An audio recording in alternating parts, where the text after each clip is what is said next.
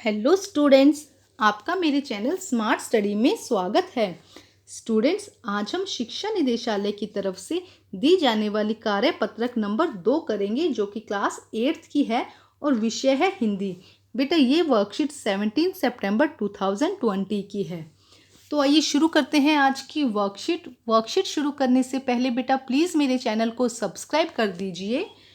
तो आइए देखते हैं आज की वर्कशीट लाख की चूड़ियाँ। बेटा, हम लाख की चूड़ियों का पार्ट 1 पिछली वर्कशीट में कर चुके हैं। अगर बच्चे आप लोगों ने नहीं की है तो आप मेरी वो वर्कशीट देख सकते हैं और वीडियो देख सकते हैं और वर्कशीट को समझ सकते हैं। तो आइए देखिए बच्चों, पिछले कार्यपत्रक संख्या 1 में हमने पढ़ा था कि बदलू गांव में लाख की चूड़ियाँ बनाने का काम करता है और वह लेखक को सुंदर सुंदर लाख की गोलियां बनाकर देता है। बदलू नीम के पेड़ के नीचे बैठकर अपना काम करता है। वह भट्टी में लाख पिघलाया करता है और लकड़ी की चौखट पर लाख के मुलायम होने पर सलाख के समान पतला करके चूड़ी का आकार देता है। बाद में उन पर रंग करता है। अब हम आगे देखते हैं कि आगे की क्या स्टोरी है बेटा। तो देखिए, बदलू यह कार्य सदा के लिए एक मचिए पर बैठकर करता है जो बहुत पुरानी है। मचिया क्या होता है बेटा? बैठने के उपयोग में आने वाली सूतली से बनी छोटी चकोर खाट। एक बैठने की खाट होती है जो किससे बनी है? सूतली से बनी है। बगल में उसका हुक्का रखा होता है जिसे वह बीच बीच में पीता रहता है। गांव में मेरा दोपहर का समय अधिकतर बदलू के साथ बीतता था। ये कौन बता रहा है बेटा? ये लेखक बता रहा है अपनी बात। वह मुझे लल्ला कहकर कहता है और मेरे घर पहुंचते ही मेरे लिए तुरंत मछियाँ मंगा देता। मैं घंटों बैठकर इस प्रकार चूड़ियाँ बनाते देखता रहता। लगभग रोज वह 4-6 जोड़े चूड़ियाँ बनाता और पूरा जोड़ा बनाकर उसे बेलन पर चढ़ाकर कुछ क्षण चुपचाप देखता रहता, मानो वह बेलन ना होकर किसी नव वधू की कलाई हो। तो देखो, इससे क्या पता चल रहा है बेटा कि वो बहुत प्यार करता था अपने काम से। और जब वो चूड़ा बनाता था, ये 6-4 चूड़े रोज बनाता था, तो बना के उसे बेलन में लगा देता था और फिर चुपचाप उसे देखता रहता था कि जैसे वो बेलन ना होकर जो नव वधू होती है, नई दुल्हन होती है, उसकी कलाई हो। बदलू मणिहार था। मणिहार का मतलब होता है चूड़ी बेचने वाला। चूड़ियाँ बनाना उसका पैतृक पेशा था। पैतृक मतलब पूर्वजों का। उसके पिता भी यही काम करते थे, पुश्तैनी काम था।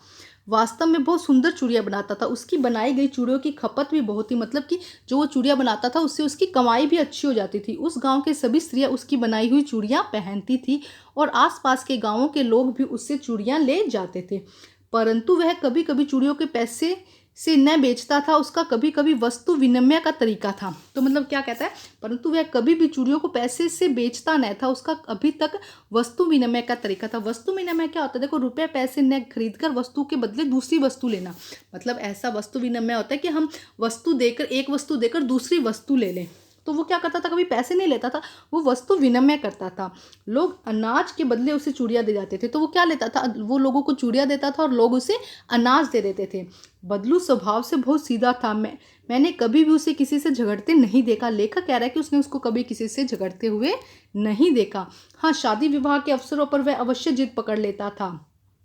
जीवन भर चाहे उसे कोई मुफ्त चूड़ियाँ ले जाए, परंतु विवाह के इस अवसर पर वह सारी कसर निकाल देता था। तो क्या कह रहा है कि वैसे तो वो किसी को फ्री में भी चूड़ियाँ दे देता था, लेकिन जब शादी या विवाह का अवसर आता था तो उस समय वह पूरी कसर निकाल देता था। कसर निकाल देता था कि मतलब कि पूरी जो भी उसकी कमी थी उसको पूर्ति कर देता था। आखिर सुहाग के जोड़े का महत्व ही हो रहता है। मुझे याद है कि मेरे मामा के यहाँ किसी लड़की के विवाह पर जरा सी बात बिगड़ गया लड़की के विवाह पर जरा सी किसी बात पर बिगड़ गया था और उसको मनाने में लोहे लग गए थे मतलब कि बहुत लोग परेशान हुए थे उसको मनाने के लिए। उसके विवाह में इसी जोड़े का मूल्य इतना बढ़ जाता था कि उसके लिए उसकी घरवाली को सारे वस्त्र मिलते, ढेरों अनाज मिलता, उसके लिए पगड़ी मिलती और रुपए जो मिलते हैं उससे अलग। जब वो विवाह में देखो, अगर चूड़ियाँ बेची जाएगी तो उसकी क्या होती है? बहुत वैल्यू होती है। तो इसे इतना सारा सामान मिलता, अनाज, कपड़े, उसकी घरवाली के लिए वस्त्र और रुपए भी मिलते वो अलग से। यदि संसार में बदलू को किसी बात से चिढ़ थी तो वह थी कि कांच की चूड़ियों से। यदि किसी भी स्त्री के हाथों में उसे कांच की चूड़ियाँ दिख जाती तो वह अंदर ही अंदर कुड़ जाता और कभी कभी तो 2-4 बातें भी सुना देता। अब देखो, वो क्या करता था? बड़ी मेहनत से लाख की चूड़ियाँ बनाता था। अगर कोई औरत उसे किस में दिख जाती थी? हाथ में उसने कांच की चूड़ियाँ पहनी, तो उसे बड़ा बुरा लगता था कि भाई, मैं इतनी मेहनत से बनाता हूँ, तुम लाख की चूड़ियाँ ही क्यों नहीं पहनती। तो आइए करते हैं बेटा इसके क्वेश्चन आंसर। देखिए, कसर मतलब घाटा पूरा करना। ठीक है, अब हम इसके क्वेश्चन आंसर करते हैं। बाकी हमने वर्ड मीनिंग जो थे सब समझ लिए। यहाँ पे ही रह गया था, इसको मैंने अभी समझा दिया है। तो देखिए प्रश्न नंबर 1, सोच कर लिखिए कि आपने अपने मित्रों या भाई बहन से किसी प्रकार का वस्तु विनिमय करते हो। क्या आपने अपने भाई बहन से कभी कोई चीज़ लेकर उन्हें कोई दूसरी चीज़ दी हो? क्या ऐसा किया है? तो अगर किया है तो आप यहाँ पे वो लिख दीजिएगा। तो मैं लिखवाती हूँ बेटा आंसर, देखिए आप ऐसा भी लिख सकते हैं। तो देखिए बेटा क्या होगा इसका आंसर। हाँ, कभी कभी मैंने अपने भाई के साथ वस्तु विनिमय करता हूँ। तो क्या हुआ, कभी कभी क्या करता हूँ मैं अपने भाई के साथ में वस्तु विनिमय करता हूँ। जैसे कि मैंने उसे अपना कोई खिलौना देकर उससे खाने की चीज़ या चॉकलेट ले लेता हूँ। तो क्या कहा, देखो वस्तु विनिमय यही तो हुआ ना कि अपनी कोई चीज़ देकर दूसरी कोई चीज़ ले ली, पैसे ना लेकर हमने क्या किया, दूसरी चॉकलेट वगैरह कुछ चीज़ ले ली। तो जैसे कि मैं उसे अपना कोई खिलौना देकर उससे कोई खाने की चीज़ या चॉकलेट ले लेता हूँ। तो ये क्या है बेटा, ये है वस्तु विनिमय। इसे क्या कहेंगे हम, वस्तु विनिमय। आइए अब हम नेक्स्ट क्वेश्चन करते हैं बेटा। देखिए क्या है क्वेश्चन, बदलू गांव की स्त्रियों के हाथ में कांच की चूड़ियां पहनने देखकर गुस्सा क्यों होता था? क्यों गुस्सा होता था बेटा, देखो मैंने आपको समझाया था कि वो इतनी मेहनत से क्या करता था, लाख की चूड़ियां बनाता था, और अगर उससे कोई कांच की चूड़ियां पहने दिख जाता था तो उसको बहुत गुस्सा आता था। तो आइए करते हैं इसका आंसर बेटा। देखिए आंसर बेटा, बदलू को गांव की स्त्रियों के हाथ में कांच की चूड़ियां देखकर बहुत गुस्सा आता था, क्योंकि वह लाख की चूड़ियां बहुत मेहनत से बनाता था और उसे यह अच्छा नहीं लगता था कि कोई लाख की चूड़ियां ना पहनकर कांच की चूड़ियां पहने। तो उसको ये अच्छा नहीं लगता था कि कोई भी क्या कर रहा है, लाख की चूड़ियां ना पहनकर कांच की चूड़ियां पहन बना रहा है या पहन रहा है।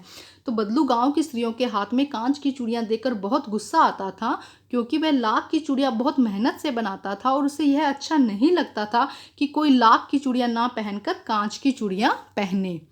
तो ये करते हैं नेक्स्ट क्वेश्चन बेटा। देखिए क्या है क्वेश्चन बेटा, कहानी में आई किन पंक्तियों से पता चलता है कि बदलू अपने काम से बहुत प्यार करता था?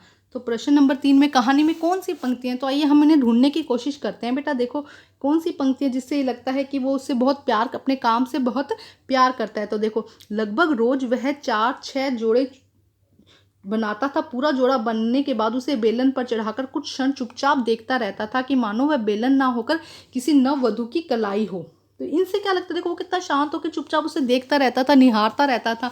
तो इनसे क्या पता चल रहा है कि वो अपने काम से बहुत प्यार करता था। तो आइए देखते हैं इसका आंसर कैसे लिखना है बेटा। आप ये लाइंस भी अच्छे से यही लिख दीजिएगा, और वो बता जो मैं करवा रही हूँ आप वो भी लिख सकते हैं और यहाँ पे ये लाइन्स भी लिख सकते हैं। तो आइए देखते हैं आंसर बेटा। देखिए आंसर बेटा, बदलू अपने काम से बहुत प्यार करता था, जैसा कि वह हर रोज 4-5 लाख की चूड़ियों के जोड़े बना लेता था और उन्हें बेलन पर चढ़ाकर चुपचाप देखता रहता था, जैसे किसी नववधु की कलाई को देख रहा हो। इससे पता चलता है कि वह अपने काम से बहुत प्यार करता था। तो ये आंसर है बेटा, थर्ड क्वेश्चन का आंसर ये है। अब एक बार फिर समझा देती हूँ। बदलू अपने काम से बहुत प्यार करता था, जैसे कि वह हर रोज 4-5 लाख के चूड़ियों के जोड़े बना लेता था।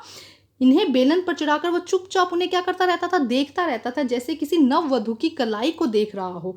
इससे पता चलता है कि वह अपने काम से बहुत प्यार करता था। आइए नेक्स्ट क्वेश्चन करते हैं बेटा। देखिए नेक्स्ट क्वेश्चन क्या है बेटा, कहानी में मुहावरों का प्रयोग हुआ है, जैसे कि लोहे लगना यानी बहुत मेहनत करना।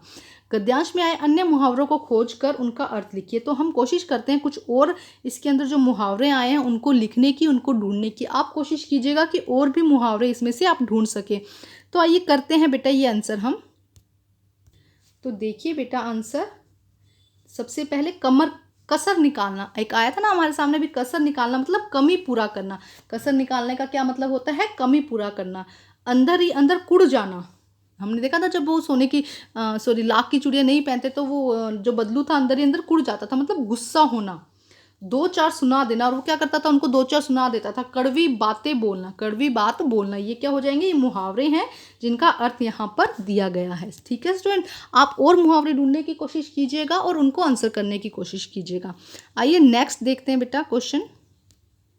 तो देखिए क्या है नेक्स्ट क्वेश्चन बेटा, आप छुट्टियों में जिनके घर जाते हैं उनके घर की दिनचर्या आपके घर से अलग कैसे होती है, लिखिए। तो बेटा आप छुट्टियों में किसके घर जाते हैं, अपने नानी के घर, दादी के घर, जिसके भी घर जाते हैं वहाँ पे और यहाँ पे आपकी दिनचर्या में क्या फ़र्क है वो आप अपने आप लिखिएगा। 2-4 लाइनें लिखिएगा कि उनके घर में तो क्या करते हैं, आप अपनी मर्जी से उठते हैं, जबकि आप अपने घर में होते हैं तो आपको स्कूल जाना होता है, आपका टाइम टेबल होता है, आपको क्या करना पड़ता है, वो उसी टाइम पे उठना पड़ता है। इसके अलावा वहाँ पे आपको पढ़ाई नहीं करनी पड़ती। यहाँ पे आप जब अपने घर पे होते हो तो आपको पढ़ना पड़ता है, ट्यूशन जाना होता है या घर के काम करने होते हैं। तो वो जो भी दिनचर्या अलग होगी वो यहाँ पे आपको लिखनी है। आप खुद अपने शब्दों में लिखिए, जिससे कि आपकी क्या हो, राइटिंग स्किल भी अच्छी होगी।